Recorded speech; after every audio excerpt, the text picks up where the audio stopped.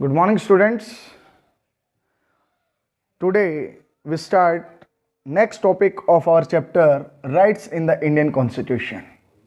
In previous lecture, we discussed about the arrangements of fundamental rights in the Indian Constitution, and then we discussed only about one right, that was right to equality.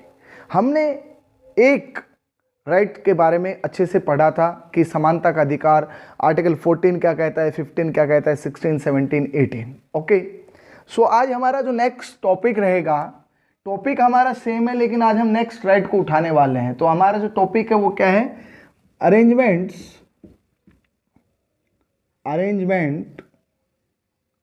Of fundamental rights in the Indian constitution. ठीक है, Indian constitution. Next right जिसके बारे में आज हम बात करेंगे वो है हमारा right to freedom. Right to freedom. अब ये जो राइट है हमारा, ये कहां से कहां तक है, 19 to 22 तक है. 19 से 22 अनुच्छेद तक हमें क्या मिला हुआ है, स्वतंत्रता का अधिकार मिला हुआ है. एक एक राइट के बारे में डिटेल से हम क्या करने वाले हैं, स्टडी करने वाले हैं. ठीक है, अब सबसे इंपॉर्टेंट पार्ट जो है इसका वो है आर्टिकल 19. आर्टिकल 19 जिसको क्या कहा जाता है, cluster of 6 fundamental freedoms. Article 19 के अंदर जो 6 स्वतंत्रताएं हैं उनका समूह क्या कहलाता है, आर्टिकल 19 कहलाता है. तो आर्टिकल 19 आपका ए हो गया, B C D E F तक जो है, ये जैसे आपके अनुच्छेद के उप अनुच्छेद होते हैं, उसमें 6 फंडामेंटल हमें क्या है, फ्रीडम है. जो पहले फ्रीडम है वो है आपकी right to speech and expression. Right to speech and expression. देखिए, हमारे पास आत्म अभिव्यक्ति की स्वतंत्रता है. हम अपने विचारों को क्या कर सकते हैं, प्रकट कर सकते हैं. ये हमारा क्या है, एक फंडामेंटल राइट है. ध्यान रखना है कि right to speech and expression is one of the fundamental freedom under article 19. Under article 19. Second है right to move throughout the country. Throughout the country. देश के किसी भी हिस्से में घूमने का अधिकार किसके पास होता है, हमारे पास होता है. पहले इसका एक एक्सेप्शन था, जम्मू एंड कश्मीर के अंदर हम नहीं जा सकते थे, लेकिन आपको पता है कि आर्टिकल 317 जो था, 370 सॉरी, वो अगस्त 2019 के अंदर जिसको क्या कर दिया गया था, रिमूव कर दिया गया था. After then we are free to move throughout the country. Next है, जो नेक्स्ट फ्रीडम है वो है right to reside in any part of our country. Any part of our country. देश के किसी भी हिस्से में रहने की स्वतंत्रता. नेक्स्ट जो है आपका वो है right to practise any profession. आप किसी भी प्रोफेशन को क्या कर सकते हैं, चुन सकते हैं. व्यवसाय चुनने की स्वतंत्रता है हमें, वो भी आपके कौन से आर्टिकल के तहत है, आर्टिकल 19 के तहत है. ठीक है, नेक्स्ट है right to form association and union. संघ या जो आपका क्या है, समुदाय है, हाँ, आप क्या कर सकते हैं, फॉर्म कर सकते हैं. एसोसिएशन और यूनियन आप बना सकते हैं. ये भी आपके पास क्या है, स्वतंत्रता है. और नेक्स्ट है right to assemble. Right to assemble peacefully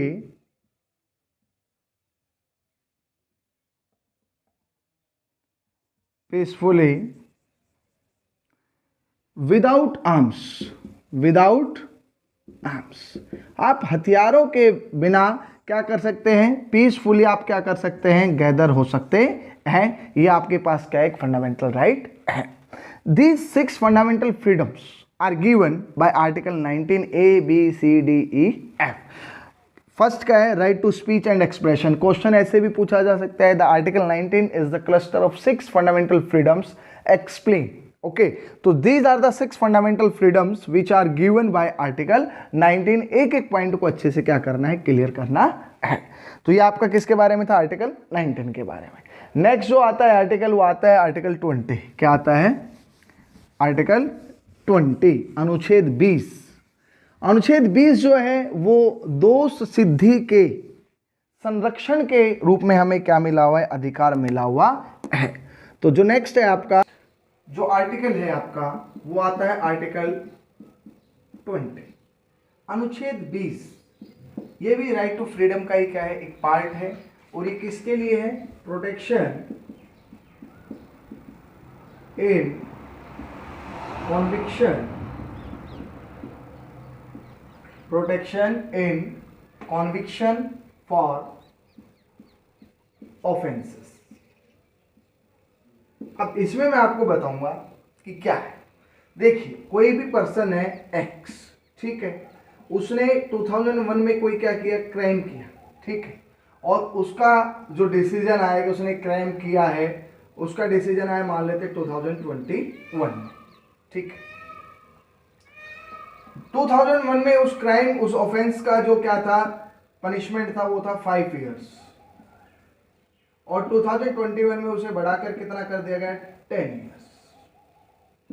लेकिन आर्टिकल 20 क्या कहता है, आर्टिकल 20 कहता है कि कोई भी अपराधी जिसने अपराध किया है, ठीक है, उसको जो सजा मिलेगी, जिस समय उसने अपराध किया है उस समय के अकॉर्डिंग जो उसका पनिशमेंट पीरियड था उसके अकॉर्डिंग मिलेगी। यहाँ पर ऐसा नहीं है कि 2010 के अंदर कोई क्राइम किया, उस समय उसकी सजा थी 10 साल, उसके बाद 2021 में गवर्नमेंट ने उसको पनिशमेंट को इंक्रीज करके 20 इयर्स कर दिया। लेकिन जिस समय व्यक्ति ने क्या किया है, कोई भी क्राइम किया है, उसको उसी के अकॉर्डिंग क्या मिलती है, पनिशमेंट मिलती है। और एक व्यक्ति को एक क्राइम के लिए 2 बार क्या नहीं कर सकते, 2 बार क्या नहीं मिल सकती, सजा नहीं मिल सकती है। ये अंडर आर्टिकल किसके अंदर है, 20 के अंदर है। एक बार अगर चोर ने चोरी की, उसी सेम चोरी के लिए उसको 2 बार क्या नहीं किया जा सकता है, पनिशमेंट नहीं किया जा सकता है। तो ये ध्यान रहे कि protection in conviction for offences में क्या है कि जिस समय व्यक्ति ने कोई अपराध किया है उसको उसी के हिसाब से क्या मिलता है, पनिशमेंट मिलता है। और व्यक्ति अगर एक बार क्राइम करता है तो उस क्राइम के लिए क्या मिलती है, एक बार ही सजा मिलती है। ये कौन सा आर्टिकल कहता है, आर्टिकल 20 कहता है। नेक्स्ट जो आपका आर्टिकल है वो article 21 which is very important. Article 21 जो किससे रिलेटेड है, right to life, right to life and personal liberty, and personal liberty से रिलेटेड, ठीक है। आर्टिकल 21 एक ऐसा राइट जिसको आपसे किसी भी इमरजेंसी पीरियड में आपसे क्या नहीं किया जा सकता है, वापस नहीं लिया जा सकता है, वो आपका कौन सा, आर्टिकल 21। आर्टिकल 21 के अंडर में आपको right to safe drinking water का क्या मिलता है, राइट मिलता है। Right to live in a clean environment, ये भी आपको आर्टिकल 21 के अंदर ही मिलता है, ठीक है। एक आर्टिकल आता है 21A। 21A के अंदर आपको क्या मिलता है, राइट टू प्राइमरी एजुकेशन। क्या मिलता है, राइट टू प्राइमरी एजुकेशन। प्राथमिक शिक्षा का जो अधिकार है वो आपको किस में मिलता है, आर्टिकल 21A के अंदर। तो ये आपका किसके बारे में था, आर्टिकल 21 एंड 21A। नेक्स्ट जो है आपका वो है आर्टिकल 22। आर्टिकल 22 8th क्लास में आपने पढ़ा हो एसएस के अंदर, an arrested person has so many fundamental rights. एक गिरफ्तार व्यक्ति के भी कुछ क्या होते हैं, फंडामेंटल राइट्स होते हैं which are given by the constitution of our country India. तो इसके अंदर क्या क्या दे रखे हैं मैं आपको बताऊंगा थोड़ा सा। Safeguards for an arrested person, arrested person. देखिए जरा ध्यान से सुनिए, एक गिरफ्तार व्यक्ति के भी क्या होते हैं, कुछ फंडामेंटल क्या होते हैं, राइट्स होते हैं। उन फंडामेंटल राइट्स के बारे में मैं आपके साथ क्या करूंगा, अभी डिस्कस करूंगा। तो कौन कौन से फंडामेंटल राइट्स हैं। नंबर 1, पहला जो फंडामेंटल राइट है वो क्या होगा, ध्यान से सुनिए। उसको जब गिरफ्तार किया जा रहा है, किसी व्यक्ति को डिटेन किया जाता है या उसको क्या किया जाता है, अरेस्ट किया जाता है, तो उसको क्या बताना पड़ेगा, कोस बताना पड़ेगा, उसका कारण बताना पड़ेगा, नंबर एक। नंबर दो, अरेस्टेड पर्सन को 24 आवर्स के अंदर अंदर मैजिस्ट्रेट के सामने क्या करना पड़ेगा, रिप्रेजेंट करना पड़ेगा। ये उसका क्या है, ये उसका फंडामेंटल राइट है, ठीक है। अपनी गिरफ्तारी से रिलेटेड वो अपने घर को क्या कर सकता है, इन्फॉर्म कर सकता है by making a phone call, ठीक है। ये भी उसका क्या है, फंडामेंटल राइट है। ही और she can take legal help from his lawyer, वो अपने लॉयर से क्या कर सकता है, कानूनी संबंधी परामर्श भी ले सकता है। इवन उसके साथ टॉर्चर नहीं किया जा सकता है, ड्यूरिंग पुलिस कस्टडी में उसके साथ क्या नहीं किया जा सकता है, बुरा व्यवहार या मारपीट नहीं की जा सकती है। लेकिन होता क्या है वो आप सभी को पता है कि जब पुलिस किसी को उठा के लेके जाती है तो क्या करती है वो आप सभी को पता है, ठीक है। एंड इवन एक और प्रोविजन है इसके अंदर, अगर किसी व्यक्ति के पास पैसा नहीं है क्या करने का, किसी व्यक्ति के पास पैसा नहीं है कि वो एक लॉयर को हायर कर सके, तो ये भी उस स्टेट गवर्नमेंट का अपना क्या है, एक रेस्पॉन्सिबिलिटी है कि वो उसको क्या करती है, एक लॉयर क्या करती है, हायर करती है। सो these are the important provisions which are under article 22 के गिरफ्तार व्यक्ति के भी क्या होते हैं, अपने कुछ मौलिक अधिकार होते हैं। नेक्स्ट जो आपका फंडामेंटल राइट है वो है right to against exploitation, right to against exploitation. It means शोषण के विरुद्ध अधिकार, और शोषण के विरुद्ध अधिकार जो है वो आर्टिकल 23 से और किसके अंदर है, 24 के अंदर है। क्या आप किसी व्यक्ति का क्या नहीं कर सकते हैं, एक्सप्लॉयटेशन नहीं कर सकते हैं। ये किसके अंदर दिया हुआ है, ये आपके दिया हुआ है under article 23 and under article 24। Article 23 की बात करते हैं, ध्यान से सुनिए। Article 23 forced labour and human trafficking, force labour and human trafficking. So article 23 में क्या कहा गया है, फोर्स लेबर होता क्या है, बलात् श्रम। It means work without pay, work without pay, आपसे काम किया जाए और आपको क्या ना दिया जाए, पेमेंट नहीं दिया जाए, ये आपका क्या है, फोर्स लेबर है। और फोर्स लेबर को डिनाइल किया गया है अंडर आर्टिकल 23, ठीक है। नेक्स्ट आता है ह्यूमन ट्रैफिकिंग। ह्यूमन ट्रैफिकिंग का मतलब क्या होता है, sale and purchase of human body for immoral purposes, अनैतिक कार्यों के लिए मानव के शरीर का क्रय और विक्रय क्या कहलाता है, खरीदना बेचना क्या कहलाता है, ह्यूमन ट्रैफिकिंग कहलाता है। तो ह्यूमन ट्रैफिकिंग को भी क्या किया गया है, डिनाई किया गया है अंडर आर्टिकल 23। तो राइट टू अगेंस्ट एक्सप्लॉयटेशन जो शोषण के विरुद्ध अधिकार है, उसमें अनुच्छेद 23 के बारे में हमने पढ़ा, जिसके अंदर denial of force labour and the human trafficking, force labour, work without pay.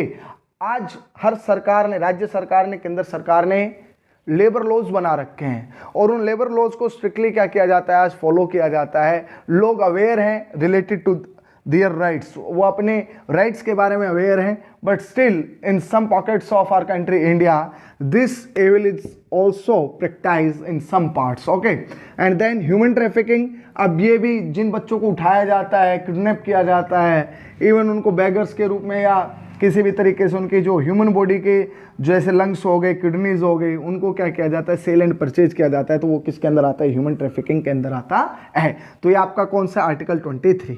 Next बात करते हैं आर्टिकल 24। आर्टिकल 24 के अंदर क्या कहा गया है कि आप prohibition of child labour, prohibition of child labour, कि आप अगर 14 साल से कम उम्र के बच्चों को हैजर्ड्स कंडीशन के अंदर आप क्या करते हैं, जॉब देते हैं, तो आपके खिलाफ क्या हो सकती है, कानूनी कार्रवाई हो सकती है।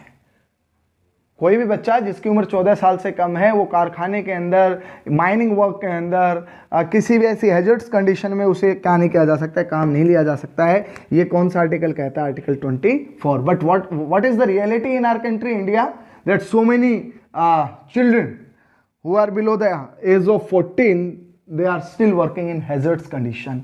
एक व्यक्ति का नाम है कैलाश सत्यार्थी।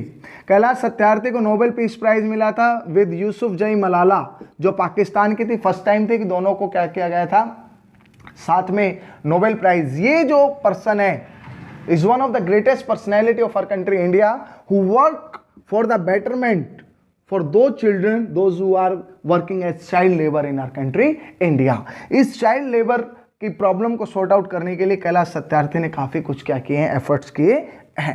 तो ये आपका कौन सा आर्टिकल था, आर्टिकल 23 एंड आर्टिकल 24। आर्टिकल 23 में क्या कहा गया है कि denial of force labour and human trafficking, और आर्टिकल 24 में क्या कहा गया है, प्रोहिबिशन ऑफ आपका क्या है, चाइल्ड लेबर की 14 साल से कम बच्चों को आप क्या नहीं करा सकते हैं, लेबर नहीं करा सकते हैं।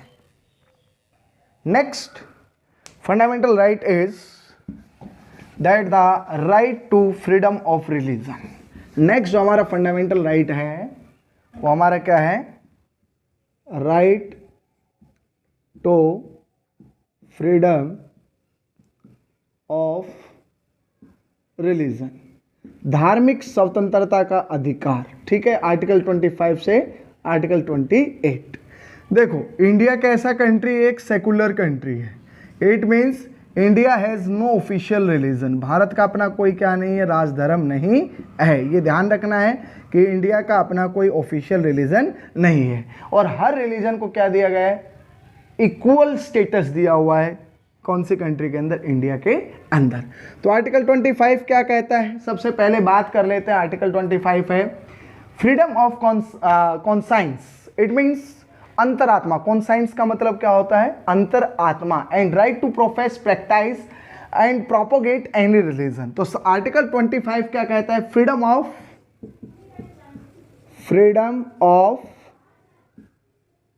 कॉन्साइंस, फ्रीडम ऑफ अंतरात्मा की आवाज। ठीक है, अंतरात्मा की आवाज क्या है कि आप क्या कर सकते हैं, किसी भी रिलीजन को प्रोपोगेट कर सकते हैं, प्रैक्टिस कर सकते हैं, फॉलो कर सकते हैं। आप किसी भी धर्म को क्या कर सकते हैं, अपना सकते हैं, उसका पालन कर सकते हैं, उसके बारे में प्रचार कर सकते हैं। ये आपको कौन से आर्टिकल के द्वारा मिला हुआ है, आर्टिकल 25। ये आपके अंतरात्मा के ऊपर निर्भर है कि आप हिंदू धर्म को अपनाते हैं, आप सिख धर्म को अपनाते हैं। आर्टिकल 26 क्या कहता है, फ्रीडम टू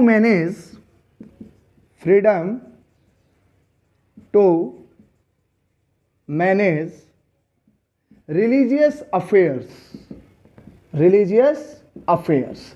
आप अपने धार्मिक जो कार्य हैं उनको पूरा करने में आप पूर्ण रूप से स्वतंत्र हैं, कि आप अपने रिलीजियस अफेयर्स को क्या कर सकते हैं, फुल्ली क्या कर सकते हैं, मैनेज कर सकते हैं।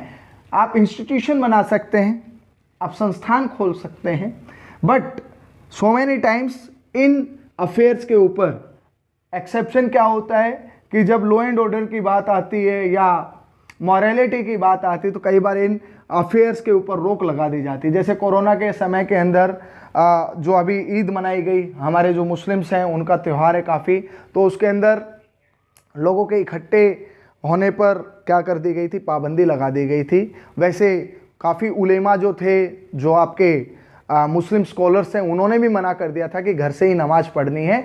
तो ये क्या है कि मॉरलिटी के लिए या लॉ एंड ऑर्डर के लिए कई बार हम क्या करते हैं, इन फ्रीडम के ऊपर रोक लगा सकते हैं। तो कुछ एक्सेप्शंस हैं। Fundamental rights are not absolute, there are several restrictions put on our fundamental right. Article 27, no tax for religious work. आप कोई भी क्या कर रहे हैं, धार्मिक कार्य कर रहे हैं, अनुष्ठान कर रहे हैं, उसके ऊपर किसी प्रकार का आपसे क्या नहीं लिया जा सकता है, टैक्स नहीं लिया जा सकता है।